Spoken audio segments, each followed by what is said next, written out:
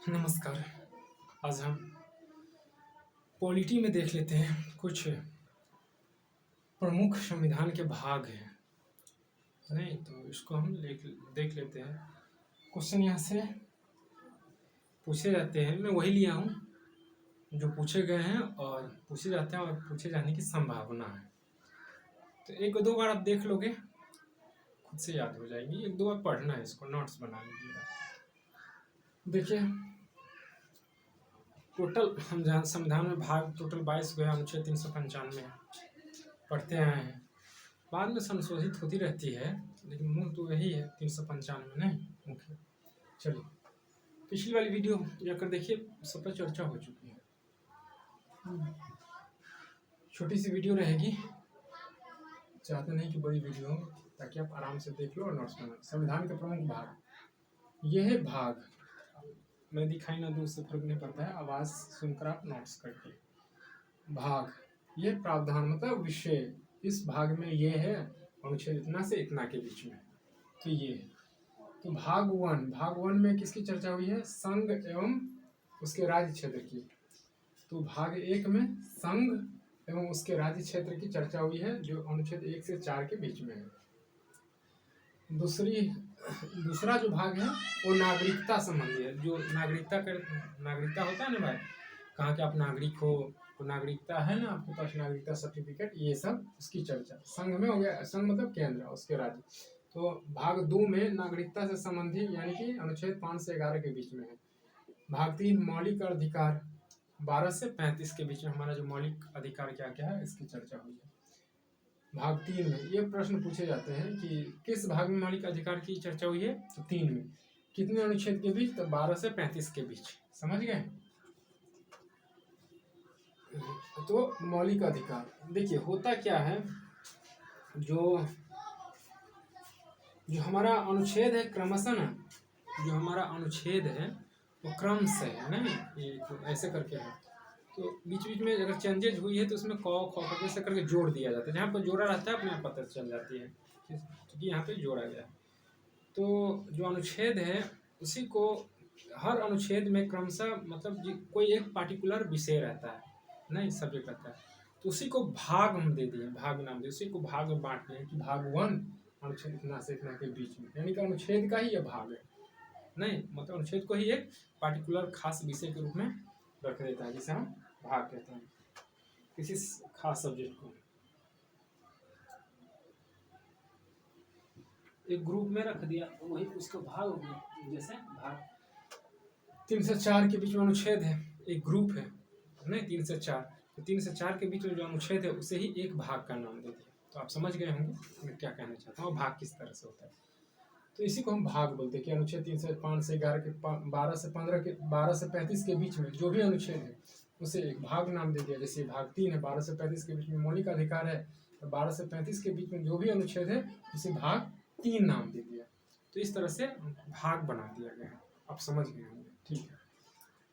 तो इस तरह से भाग बनाए हैं। तो 3 में मौलिक अधिकार है, 12 से 35। 4 में नीति निर्देशक तत्व है, देश के नीति निर्देशक तत्व जो राज्य और देश के हाथ में होती है, कि मुझे नीति निर्देशक तत्व की वीडियो आप जाकर देख लो, मैं इधर चर्चा नहीं करना चाहता हूँ। कि मतलब इसमें है, संक्षिप्त में कह दूँ कि राज्य के हाथ में जो रहेगा वो कर देगा, आप जबरदस्ती नहीं कर सकते हैं इसमें, जाकर वीडियो देखिए।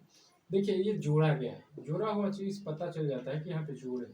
तो 4 के क में जोड़ा गया है मूल कर्तव्य, जो 42वें संविधान संशोधन 1976 के तहत जोड़ा गया है 5 के क, 51 के क में। तो नीति निर्देशक तत्व 36 से 51 और 4 के क में मूल कर्तव्य के बारे में जोड़ा गया है, जो 42वें संशोधन 1976 के तहत 51 के क में 51 क, ठीक। 5वां संघ, संघ मतलब केंद्र, केंद्र के बारे में 52 से 151 के बीच में चर्चा हुई है केंद्र के बारे में। राज्य, छठा है राज्य, राज्य जो है राज्य की चर्चा 152 से 237 के बीच में हुई है, अनुच्छेद है ये अनुच्छेद। सातवां जो है 7वें संविधान संशोधन 1956 के तहत इसको हटा दिया गया, रद्द कर दिया गया, निरस्त कर दिया गया। इसमें राज्य राज्य के बारे में दिया था कि ए राज्य, बी राज्य, ऐसे करके के राज्य के ये करना है, ये करना। राज्य का मतलब राज्य से संबंधित था, तो इसको हटा दिया गया। 8वां है संघ राज्य क्षेत्र, यानी केंद्र राज्य क्षेत्र। तो संघ राज्य क्षेत्र की चर्चा 1939 से 242 अनुच्छेद में हुई है, भाग 8 में। भाग 9 में पंचायत से रिलेटेड, जो ग्रामीण पंचायत इलाका है ना, जो गांव में खास करके आता है, हालांकि शहर में नगर पालिका होता है नहीं, तो पंचायती जो राज्य है 239 से 242 के अनुच्छेद के बीच में है। भाग 9 में ये पूछा गया है कि किस भाग के तहत पंचायती की चर्चा हुई है, किस भाग में पंचायती राज्य की चर्चा हुई है, तो 9 में। कितने अनुच्छेद के बीच, 239 से 242। किसी तरह से घुमा फिरा के क्वेश्चन आ सकता है, ठीक है, इसलिए इसको अच्छी तरह से देख लेना अपना, तोड़ना मोड़ना कई तरह से आ सकते हैं, तोड़ मोड़ कर, ठीक है। 9 के क में नगर पालिका से संबंधित है, जो शहरी इलाका में होता है, 243 अनुच्छेद के तहत। 9 के ख में जो है सहकारी समितियां हैं। सहकारी समितियां ये भी मतलब छोटी इकाई होती है भारत सरकार की, जिस तरह से पंचायत होता है ना, पंचायत समिति, पंचायती राज, उसी तरह से सहकारी समितियां 243 अनुच्छेद के तहत। उसके बाद भाग 10 में है अनुसूचित जनजाति और जाति संबंधी बातें जो हुई है, वो है 244 में, अनुसूचित जाति जनजाति सारी तमाम बातें, ठीक है। 11 में संघ राज्य का संबंध, यानी कि जो केंद्र और राज्य से संबंधित जो बातें हुई है, अनुच्छेद 245 4-5 से 243 के तहत 11वां भाग में। उसी तरह से 15 में निर्वाचन, यानी कि जो इलेक्शन होता है ना, इलेक्शन कमीशन, इलेक्शन से संबंधित, स्वच्छ इलेक्शन हो, साफ सुथरा हो, तो इससे संबंधित बातें जो हुई है 324 से 329 के बीच में निर्वाचन संबंधी पूछा गया। निर्वाचन जो है, निर्वाचन क्षेत्र आयोग क्या, निर्वाचन संबंधी कौन सी भाग है, तो 15 आपको याद करना। कितने से कितने अनुच्छेद, तो 324 से 329, ठीक है, ये आपको याद करना। 17 जो है राजभाषा, देखिए राष्ट्रभाषा अभी तक नहीं हुआ है भारत का, राजभाषा जो है हिंदी नहीं, तो उसकी जो चर्चा हुई है 343 से 351 के बीच में हुई है अनुच्छेद। 18वां भाग जो है आपात उपबंधन, आपात से संबंधित जो है, जो 18वां भाग है 352 से 360 के बीच में है, 352 से 360 अनुच्छेद के बीच में।